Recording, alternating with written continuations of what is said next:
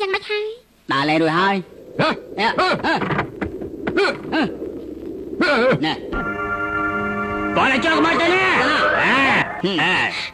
ចង់មានប្រាណនៅទីនេះហើយប្រពន្ធក្មេងមើលថែគ្រួសារស្អែកគេទៅជួបនៅរបងធំយើងភ្លាមលើបាទខ្ញុំសុំដោះលែងពួកខ្ញុំទៅប្រៃខ្ញុំឈឺធ្ងន់ណាស់បាទមិនស្រួលមើលគេធ្វើអីនៅលើភ្នំពួកខ្ញុំមានមនុស្សល្អច្រើនណាស់ហើយចេះ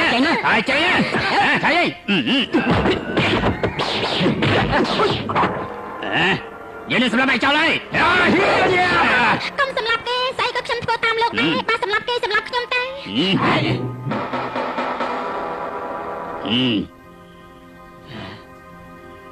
បងនិយាយទៅគិតយ៉ាងម៉េចបងនិយាយទៅដល់ទី2មកហើយដល់ទី2បងចដូនមួយបងអូនហូអ៊ីងបងចដូនមួយហូអ៊ីងឆាប់ជួយថៃហើផងទេថៃហើគឺលោកសាននោះទៀតហើយមិនក៏ពួកបងនៅជាមួយគ្នាឈប់សើទេជួយគេផងទេអ្នកបងស្រីតែបានធ្វើឲ្យគាត់ខ្លះឥឡូវសំណាប់ខ្ញុំល្អជាងគេហើយឯងលបងទី2លបងស្គាល់គេពីអ្នកនេះដែរជួយគេឡើងលើភ្នំចាំកាទៀតបាទទៅ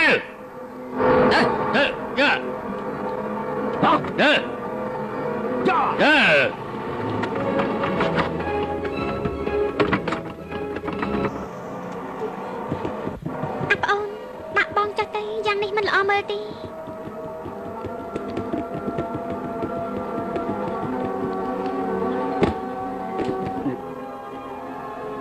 ញ៉ាំ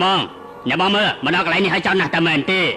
កន្លែងនេះឈ្មោះថាភ្នំសេះ10ពីព្រោះផ្លូវចូលមានសេះយាម10ក្បាលមានភារកិច្ចខាត់ផ្លូវភ្ញៀវចុះទៅលើខ្នងសេះណាអត់មានអ្នកណាមកវិញទេទៅមានមនុស្សម្នាក់ថ្ងៃក៏នឹកយប់ក៏នឹកទីបំផុតនឹកដល់ស្រីសំណប់ចិត្តមកទៅហើយមនុស្សស្មានថាមានអ្នកជំងឺម្នាក់មកជាមួយទៀតសោះគួរអាណិតណាបើសិនជាខ្ញុំសម្លាប់គេចោលហើយដើម្បីឲ្យស្រីស្រស់គួរអាណិតនេះនៅជាមួយនឹងខ្ញុំអស់មួយជីវិតពួកឯងខាត់មើលទៅទៅគឺកន្លែងនេះហើយលោកពូសុំចេញដើរស្រួលណាជួយស្រួលពូចុះឯងមកធ្វើអីនោះមកជួបផ្ទះសំណាក់ពូនៅនឹងណានេះជាភ្ញៀវរបស់ខ្ញុំរកមកទេពិបាកណាស់ទើបអញជួយឲ្យពួកគេមកជួបផ្ទះសំណាក់របស់ពូមកចូលទៅក្នុងទៅរៀបចំឲ្យស្អាតទៅណាមិនបានទេដឹងថាពូជាប់រវល់